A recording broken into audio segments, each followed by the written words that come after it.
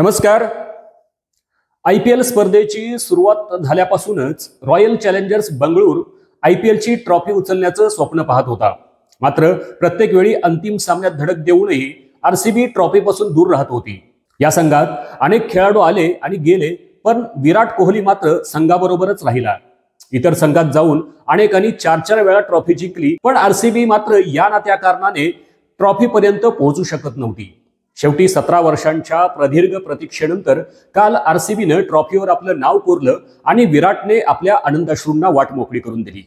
या वर्षीच्या हंगामात ई साला कप नाम दे असा कन्नड भाषेतील नारा देत मैदान दणानून सोडणाऱ्या RCB समर्थकांना खऱ्या अर्थानं सेलिब्रेशनची संधी मिळाली।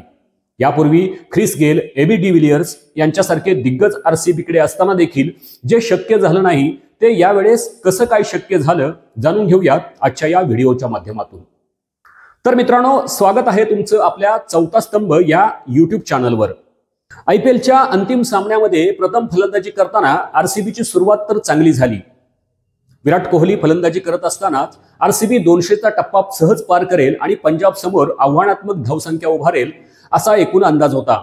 मात्र विराट कोहली आउट झाल्यावर ठराविक अंतराने RCBचे फलंदाज बाद होत गेले व त्या दरम्यान धावांची गती देखील कमी झाली। शेवटी पंजाबने RCBला 190 धावात गुंडाळले। त्यानंतर फलंदाजीस उतरलेल्या पंजाबने धडाकेबाज सुरुवात केली। सलामीवीर प्रियांश आर्या आणि प्रभ सिमरन यांनी धडाकेबाजी सुरुवात केल्यानंतर प्रियांश आर्या आउट झाल्यावर जॉश इंग्लिश उत्तम फलंदाजी करत असतानाच प्रभ सिमरन देखील आउट झाला। त्यापूर्वीच्या प्लेऑफ मॅचमध्ये तडाखेबंद फलंदाजी केलेला कॅप्टन श्रेयस अय्यर रोमारिओ शेपर्डच्या एका अप्रतिम बॉलवर चकला आणि इथंच पंजाबच्या हातून मॅच निसटली। शशांक सिंगने एकाकी चिवट झुंज देताना अप्रतिम अशी फटकेबाजी केली, मात्र मधल्या काही षटकात पंजाबला धावगती राखता न आल्यानं 6 धावांनी त्यांचा पराभव झाला। RCBला 17 वर्ष प्रतीक्षा करायला लावणाऱ्या या वर्षीच्या IPL फायनलची इनसाइड स्टोरी नक्की काय आहे ते आपण आता पाहूयात। या वर्षीच्या IPL मध्ये 16 सामन्यात RCBच्या 9 खेळाडूंना सामनावीरचा पुरस्कार मिळाला होता। यावरूनच RCBचा संघच सर्वोत्कृष्ट संघ असल्याचं सिद्ध होतं।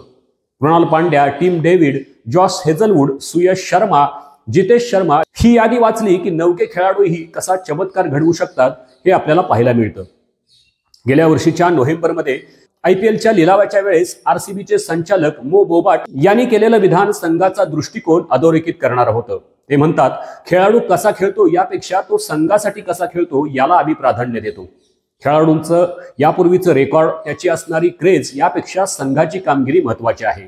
RCBच्या संचालकांनी आपली ही बाजू स्पष्ट केल्यानंतर पुढची जबाबदारी होती ती हेड कोच अँडी फ्लावर आणि टीम मेंटॉर दिनेश कार्तिक यांची।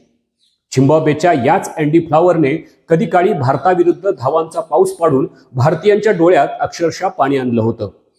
पण याच अँडी फ्लावरने काल RCBच्या चाहत्यांच्या डोळ्यात आनंदाश्रू आणले हे देखील तितकंच खरं आहे।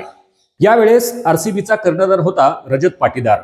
रजत पाटीदार आंतरराष्ट्रीय स्तरावर नावाजलेला क्रिकेटपटू नसला तरी देखील मुश्ताक अली ट्रॉफीमध्ये त्याने मध्य प्रदेशला अंतिम सामन्यापर्यंत नेलं होतं। इतकंच काय तर तो मालिकेत सर्वाधिक धावा करणाऱ्या फलंदाजाच्या यादीमध्ये 2ऱ्या क्रमांकावर होता। अँडी फ्लावर आणि दिनेश कार्तिकने मध्य प्रदेशचे प्रशिक्षक चंद्रकांत पंडित यांच्याशी चर्चा केली आणि रजतच्या नावावर शिक्कामोर्तब केलं। निर्णय क्षमता आणि नेतृत्व गुण या 2 कारणांनी रजतला कर्णधारपद दिलं गेलं। त्यापूर्वी दोघांनी विराट कोहलीलाही विश्वासात घेतलं होतं। रजत कर्णधार झाल्यावर सर्वांनाच आश्चर्याचा धक्का बसला। मात्र रजतने पहिल्याच सामन्यात आपली निवड सार्थ असल्याचं दाखवून दिलं। RCBनं KKRला 2019 नंतर पहिल्यांदाच धूळ चारली। चेन्नईच्या खेळपट्टीवर अर्धशतक ठोकून 2008 नंतर CSKला त्यांच्या घरच्या मैदानावर पराभूत केलं। तर 2013 नंतर RCBनं मुंबईला पहिल्यांदाच त्यांच्या घरच्या मैदानावर लोळवलं। रजतच्या नेतृत्व गुणांची खरी झलक दिसली ती KKR विरुद्धच्या सामन्यात। पाटीदारने सुयश शर्माला अँड्रू रसेल विरुद्ध गोलंदाजी दिली तेव्हा 18 चेंडूत 34 धावांची गरज असताना सुयशने 18व्या षटकात योग्य टप्प्यावर गोलंदाजी केली आणि केवळ 6च धावा दिल्या। रजतचा सर्वोत्तम गुण म्हणजे तो मैदानावर शांत असतो। RCBने फिल सॉल्टची केलेली निवड ही देखील त्यांना अतिशय फायदेशीर ठरली। सॉल्टकडे चांगलं षटक मोठ्या धावसंख्येत बदलण्याची क्षमता आहे आणि याचं उत्तम उदाहरण म्हणजे मिचेल स्टार्क सारख्या दादा गोलंदाजाला त्यानं त्याच्या एका षटकामध्ये फटकावलेल्या 30 धावा. आरसीबी म्हटलं की आपल्या डोळ्यासमोर उभा राहतो तो विराट कोहली. 18 नंबरची जर्सी घालून विराट जेव्हा मैदानात उतरतो तेव्हा आरसीबीचे चाहते मैदान अक्षरशः डोक्यावर घेतात.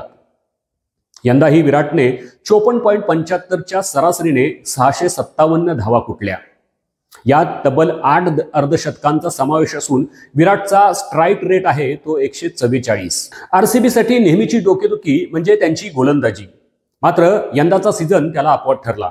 जॉश हेझलवूड, भुवनेश्वर कुमार आणि दयाल यांनी वेगवान गोलंदाजीचा भार समर्थपणे सांभाळला. पण मॅच विनर ठरले ते कृणाल पांड्या आणि सुयश शर्मा. हेझलवूडने 12 सामन्यात 22, कृणाल पांड्याने 15 सामन्यात 17 तर भुवनेश्वर कुमारने 14 सामन्यात 17 विकेट्स घेऊन संघाच्या विजयात उल्लेखनीय योगदान दिलं. एकूणच head coach Andy flower, team mentor Dinesh Karthik यांचं परफेक्ट प्लॅनिंग, रजत पाटीदारचं नेतृत्व गुण, विराट कोहलीचं सातत्य आणि इतर सर्वांनी दाखवलेलं स्पिरिट यांच्या जोरावर आरसीबीनं 17 वर्षांनंतर विजेतेपदाला गवसणी घातली.